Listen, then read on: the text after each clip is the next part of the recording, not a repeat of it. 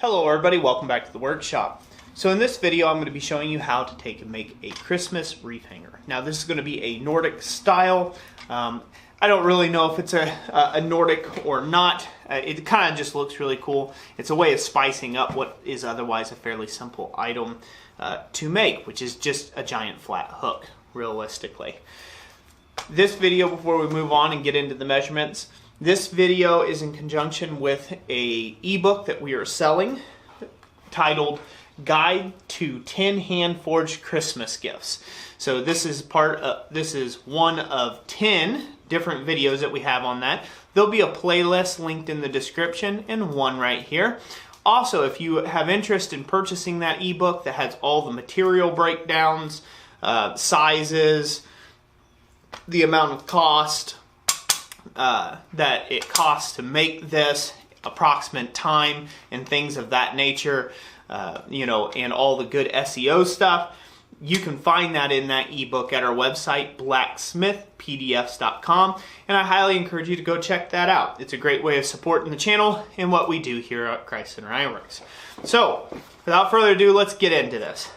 So, on this piece, that is 650 millimeters long, or in total of, I should have had that figured out beforehand. I had the metric written on here, but I didn't have the other. 26 inches long in imperial.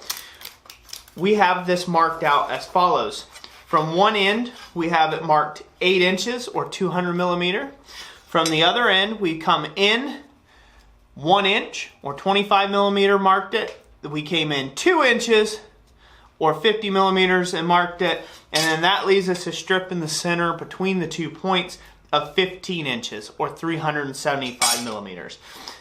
This is kind of a standardized length, if you will, for a wreath, kind of a wreath hanger. They go shorter and they go longer, so you could just alter this center section and you'll be just fine. The ends, though, however, those are going to be fairly standard. Now, if you've got a thicker door you're working with, or you've got a client that you're making this for, you may want to ask them how thick their door is, because 2 inches may be too sloppy, or it might be 2.5 inches, and therefore 2 inches is too thin, too tight. So you will have to adjust according to your customer's door. But in general, I split the difference and said 2 inches for this demonstration purpose. So the very first part that we're going to work on while this is all marked out and laid out like this is we are going to work on this end. This end's the hardest end to work on and get right and get square. So we're going to work on the end that has the 25 mil and the 50 mil mark, or the 1 inch and 2 inch marks laid out on it, because that's going to be the portion that hangs over our door. Okay, so at the 1 inch mark or the 25 millimeter mark, when we find it here on the anvil, we are going to bend that at a right angle, a 90 degree, or as close to it as you can, over the edge of the anvil. Now, if you got really nice crisp anvil edges, this will be fairly easy to do. Right on that 25 mil mark or that 1 inch mark, it won't be too difficult to do that. Now, don't worry about getting this exactly perfectly 90. We don't need it to be, because we're going to come back here to the 2 inch mark or 50 mil mark, and we're going to bend it there as well. Now, I happen to have the luxury of having a square horn on the anvil. If you do not have that, you can have a stake anvil. Stake anvils are perfect for doing this. If you don't have a stake anvil, that's okay too. One of the easiest ways of fixing that problem is to get a square piece of bar stock and either lock it in the vise, or get a really long piece, shove it through the hardy hole, and bend it over the edge of the anvil on the user side. So this way you can work the piece like that around that bar stock. Whatever is most convenient for you. We'll get one more heat on this, and we're going to start it right here at the edge, but before this end touches, we're going to go over to the horn. Okay, we're going to line up our 2 inch mark and hammer straight down. We're going to go over to the square part of the horn. Continue to work that down.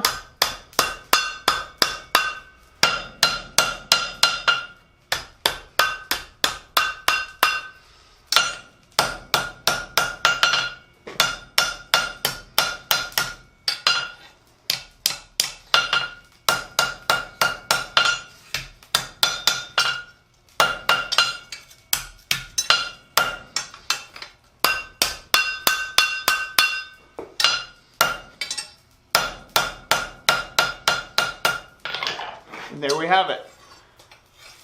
You just want to get that nice and square and true to the rest of the parent bar stock. So now that we have that done, now we can go on to the decorative bit. Usually you wait to the decorative bit until after everything else is forged, but in this case there's really no point in waiting. It's easier to do it now than what it'll be to do later. So we're going to do into the portion of it that ends up making this kind of a Nordic styling, if you will. And really what it is just chisel lines. We're going to add some chisel work to this. Now, if you want to see some other great examples of this, I'm going to put a link right up here to another fellow blacksmith here on YouTube. His name is John Switzer over at Black Bear Forge. And he did some, I can't remember the video right now, but anyways, the link for it will be right here. He did this similar chisel line stuff, and again, I thought it would look really neat for this wreath hook.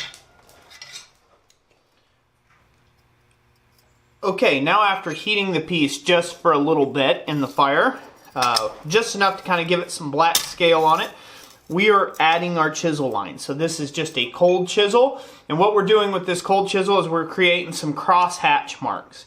Now if you go over to John Switzer's channel over at Black Bear Forge, you'll get to see him do this as well. And again, you can let your imagination run wild. You don't have to do this pattern exactly. You could do whatever you'd like here.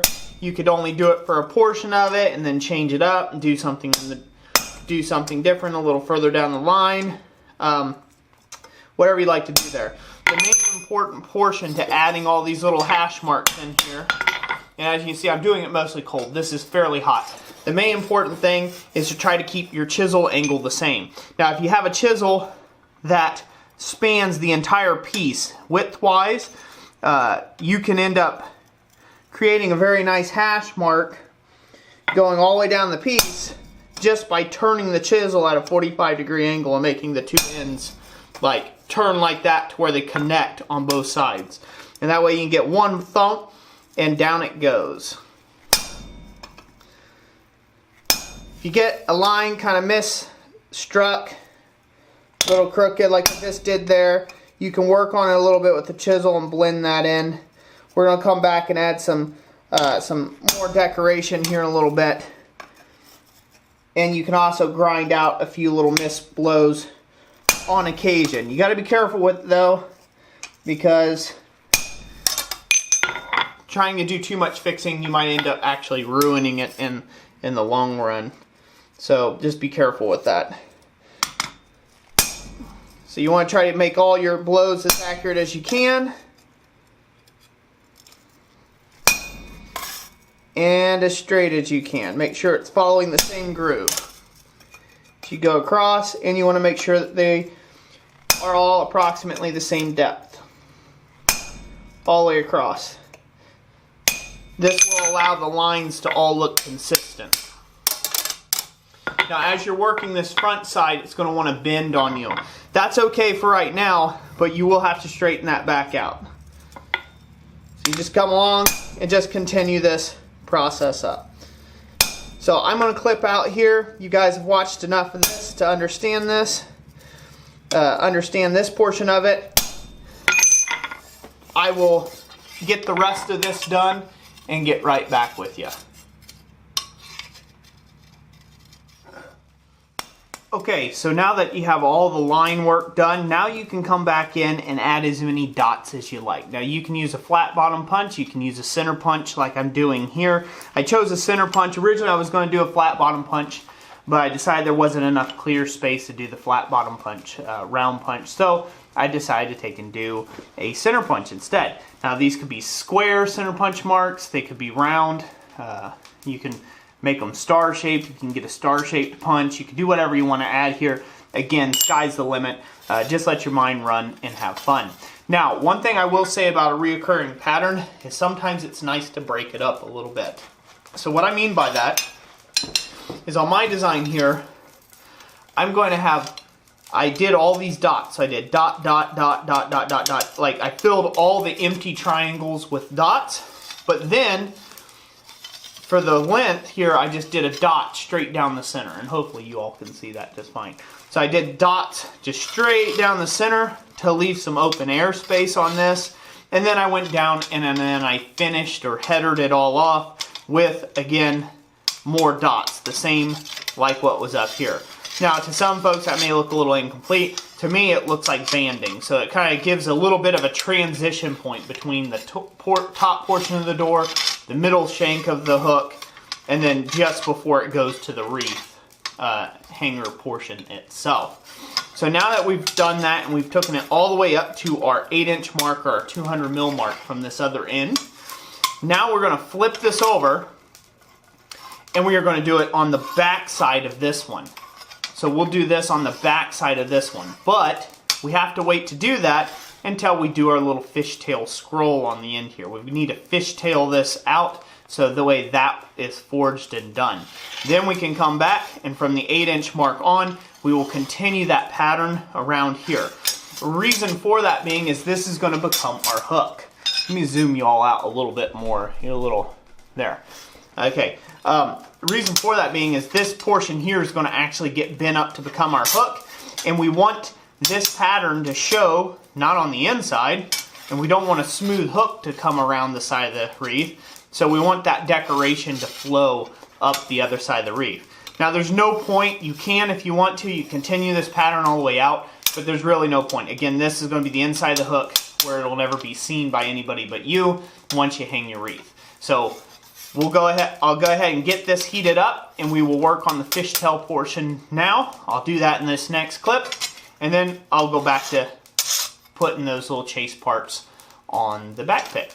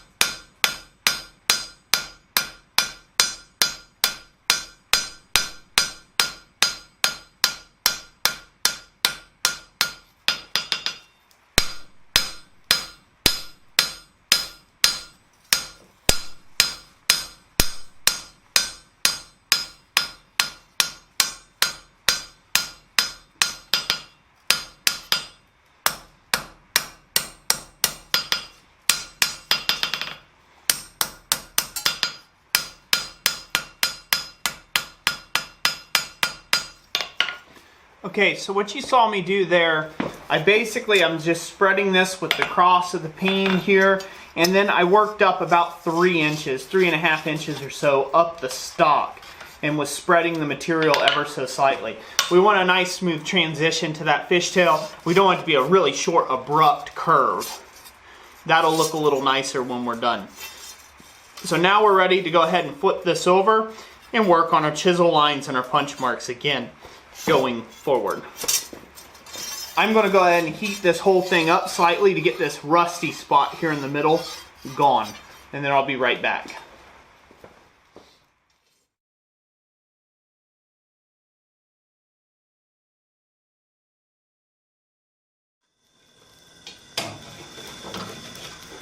Okay, so now like in all fishtail hooks or scrolls or anything like that, we're going to bend in the same direction of the hook that we've already created, and we're just going to roll that out.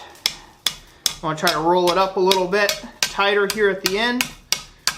Secret to making a good scroll, things like this, is to always keep the piece moving. Never hammer in the same place twice. This prevents you from getting flat spots, or what looks like flat spots. So we don't want any flat spots on this. We want this to be a nice round hook. Little scroll on the end. So as you can see the dot marks hopefully. You can see how I transitioned this on this side. You can see how I took it right up into where that scroll had started to get wide again. That way the design appears like it fades off into the scroll itself. Over here, you can see the other side. So now we're going to bend it in the direction of all the rest of these punch marks. And that will basically essentially complete this hook. Now, one of the things I didn't mention before was thickness of material. You may be tempted, you may say, hey, That's not very thick at all, and you're right, it's not. This material here is 1/8 inch thick material. It would do better if it was 1/16 inch thick material. And the reason why is because you have to account for the door. You know, if you go too thick, say you go 1/4 inch, and boom, you try to close that door, and there's not a 1/4 inch of gap or clearance at the top of your door space, which in a lot of homes there's not. If that's the case, then when you go to close the door, this is going to hang up and won't allow the door to close. So 1/8 inch is the maximum size, I would say, for thickness wise that you can go on this bar stock. I believe that's 3.5 mil, I think, if I'm not mistaken. Anyways, you can correct me if I'm wrong in the comment section down below. That's the absolute maximum, I'd say, for thickness. And then 1/16 inch is probably the thinnest I would go. It just gets too flimsy after that and starts to feel really chintzy. So we'll heat this back up here. And then we will bend the hook. We're going to cool off the fishtail portion of this scroll bit, this hook. And now we're going to bend it the opposite way. Remember, anvil horns, this doesn't take a lot of pressure, by the way. Anvil horns are not round. They're not a round cylindrical item. They are a cone, so you have to turn it in tangent. You have to make sure that this follows the curve of the horn. Otherwise, you're going to end up bending the thing into a corkscrew on you. And that's just going to be really annoying. Yeah, so hammer this up a little bit more. Pick it up just a bit. Go to where it looks about right to you. Hopefully nice and square. And now we're going to give it a brushing. You see that's a pleasant look for that hook. Hopefully you guys can see that real well. I didn't do any ornamentation where it goes across the top of the door. We've done enough ornamenting this hook. You can go as far as you would like on this. I would, however, suggest that you charge accordingly if you're going to be making these, because you can get really wrapped up in a project like this that looks real simple at first, but then you go getting in after it, and you find out that all these little chisel lines take you an hour or something like that, or you make a few mistakes and you got to clean them up and stuff like that. But now you guys can see how that transitions, hopefully. How it disappears on the back side of the hook, transitions to the front, keeps the design consistent. It keeps that design consistent all the way up through until it disappears over the top of the door. So for treatment of this, I suggest wire wheeling or giving a really good heavy wire brushing. Then come back through and we're going to just do a little bit of Johnson's paste wax. I'm just going to do a little waxed finish of this, and it'll darken out real nicely, and that'll be it. One of the things to keep in mind as you're making these, you want to keep everything symmetrical as possible. One of the other things is that this does not have to be Rust-Oleumed or anything like that, because this is put on the door for a limited amount of time, and then it's taken off and put away until next season. If this is going to be used in continuation outside for some other type of project, a different type of hook per se, not just for wreath hanging, then you need to coat it with some Rust-Oleum. So I'm going to get this hot, just to kind of darken it up a little bit, give it a good brushing, and then we'll coat it with some paste wax. Okay, now that we've got that good and hot again, I'm just going to give it a brushing.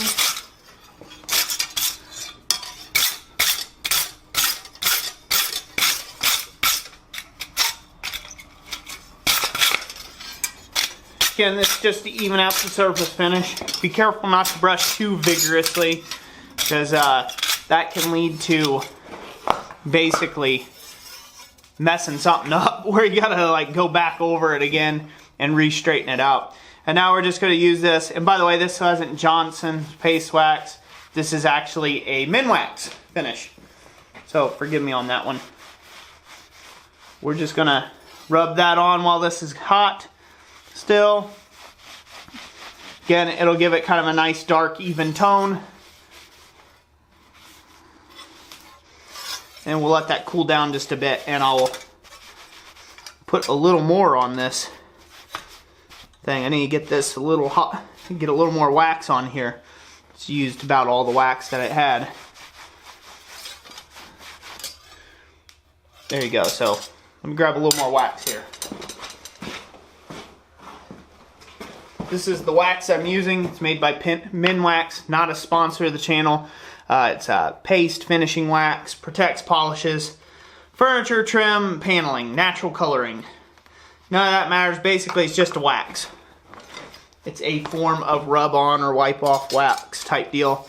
And I found that if you put it and apply it to the surfaces, you can blacken stuff pretty nicely. Hopefully you guys can see that. You could take a lot of that gray-scaling look out of this by doing that. I also got turned on to this by an older gentleman that would paint his pieces first with like a Rust-Oleum black finish. Then he would come back through and sand off the highs, and then come back through with some paste wax on top of that. And it really came out looking neat. Really came out good. It looked like a really good oiled finish type deal to it. And so it didn't look like just paint, you know. It didn't look like just paint. So we'll finish this up here. This is kind of like watching mold dry, you know. But, yeah. Hopefully some of you all caught on to that. Watching mold dry. As with any type of finish, it's probably best to do this in a well-ventilated area. You don't want to be breathing this stuff in. Even if you're doing painting or anything like that, especially if you're doing painting, you don't want to breathe all that garbage in. So use caution when you're putting on heat finishes as well as painted finishes. And there you have it. So I'll continue to do that. I'll work both sides, get it all cleaned up. But there you have it. Hopefully you all enjoyed this video. If you did, remember to leave a like and consider subscribing and watching the other videos that are in this playlist for the guide to 10 hand-forged Christmas gifts. If you're in the market for learning all the SEO and how to do all that type stuff, be sure to check out our website over at blacksmithpdfs.com. It's a great website over there that has a lot of things, ebooks and stuff like that that you can check out and help yourself as a blacksmith in your business. And I hope that you guys will give that a shot if you get a chance. Anyways, that's it for today. God bless you all. And we will catch you on the next one.